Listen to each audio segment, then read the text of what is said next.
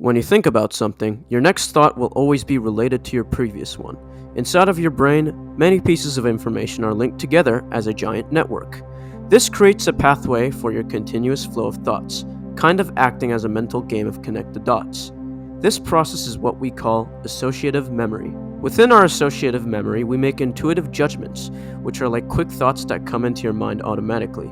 In this video, I will be discussing 3 features of intuitive judgments: associative coherence, attribute substitution, and processing fluency. I will use childbirth as an example for each feature. Associative coherence. Associative coherence is the connection of feelings and memories associated with a thought. An example of associated coherence in childbirth occur when a woman may have heard multiple stories about the painful experiences of childbirth. She may have had a first-hand experience, perhaps watching her own mother shrieking when giving birth to her younger sibling. Because of this association, the woman may associate giving birth with pain and therefore feel less of an inclination to give birth. Attribute substitution. Attribute substitution is a mental shortcut for your judgments and decisions. It replaces a complex criteria for accurate judgment into one that is much more straightforward and easier to comprehend immediately.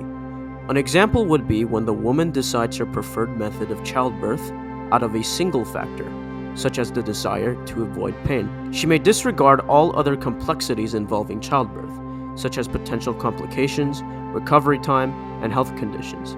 With the sole goal to minimize pain, she may opt for a cesarean section. Processing fluency. Processing fluency is when something that is more simple and easier to understand leads to more favorable judgments of it. In the context of childbirth, a pregnant woman may be trying to decide her method of childbirth between natural birth or getting a cesarean section. She may decide to go with a C-section because the way it was described to her was very simple and easy to understand. On the other hand, natural birth may have been described by using too many technical and medical terms and jargon. Because of this, the woman may have decided that she preferred the C-section simply because she could understand it better. Conclusion. These were 3 ways that intuitive judgments could take place in the context of childbirth.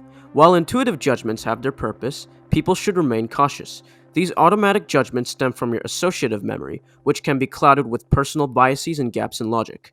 Decisions that require careful consideration should not be done using intuitive judgments.